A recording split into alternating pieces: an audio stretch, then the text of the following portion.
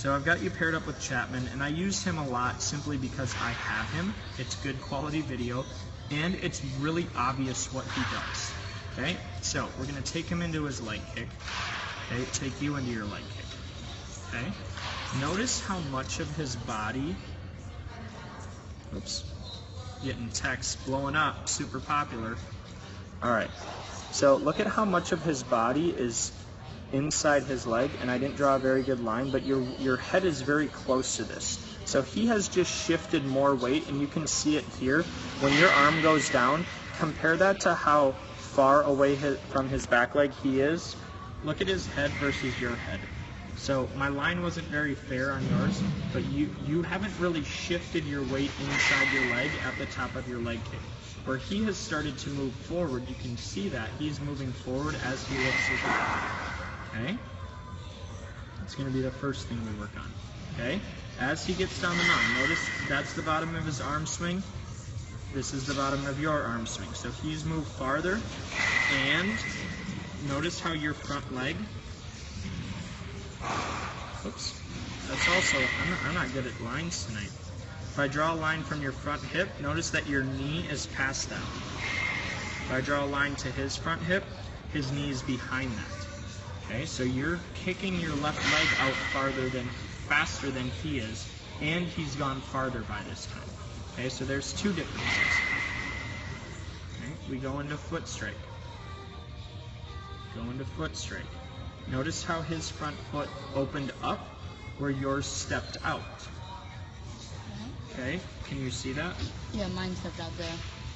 So that's a definite. Yeah, it's where his just opened up. So that's what helps him clear his hips. So we take him into foot strike, take you into foot strike, and we're seeing differences in the back leg, the back hip, the front leg, and the front hip. Okay? So I would, and you can also see that the chest is different. So you've started throwing the ball and he hasn't yet. Now he turns to throw. Okay? Now, I'm just saying these things so you have record of them. We're not going to work on all of them right now. Okay? But what I do want you to recognize is this. This arm path, how your elbow goes up above your head, and how, so this layback right here, this is called external rotation, just the whip in your arm. This is a very healthy position to be in. Your arm is fantastic.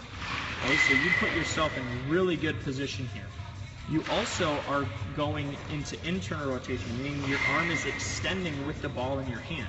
If you zoom in closely, you can actually see it starting to roll over. Very quickly after the ball comes out of your hand, your thumb goes to the ground. That is a very high level movement. Many kids do not do what you're doing. So when you look at your inconsistencies, it's probably more to do with what's going on downstairs. Yeah. If I look at your upper half and I disregard the timing, okay? If I just say, you know what, I understand you're a little early, but when you do go to throw the ball, man, that arm path is really good. Your chest is way out over your front leg. Like, these are really good positions. So I want you to recognize what your strengths are and recognize, hey, we probably just need to look at what our lower half is doing and spend most of our time trying to improve that. And after that is consistent, now we can start looking at what our upper half can do. Because who knows, maybe if your lower half gets better, maybe your chest just all of a sudden starts landing in this position instead of this position. So what you're saying is, for my top, I'm pretty good, except that my chest turns too early, but for the bottom, I need some work. Right. I mean, we saw quite a few differences, right? Okay. And I actually like your differences in your upper half better. Like, his arm slot is a little low. Yours is super heavy. I will take your arm half over his any day. Now, the difference is he's throwing 100 miles an hour. Okay? But it's a little different beast. So, anyway, we're going to take some throws right now and focus on the lower half. But now you have a record of what you're doing. So you can go back to this if you're ever wondering, what should I be working on? Okay, come back to this video and see, maybe you've done some things better. Maybe 3 months down the road, you're looking, wow, my front leg doesn't step out like that anymore. My back hip is better.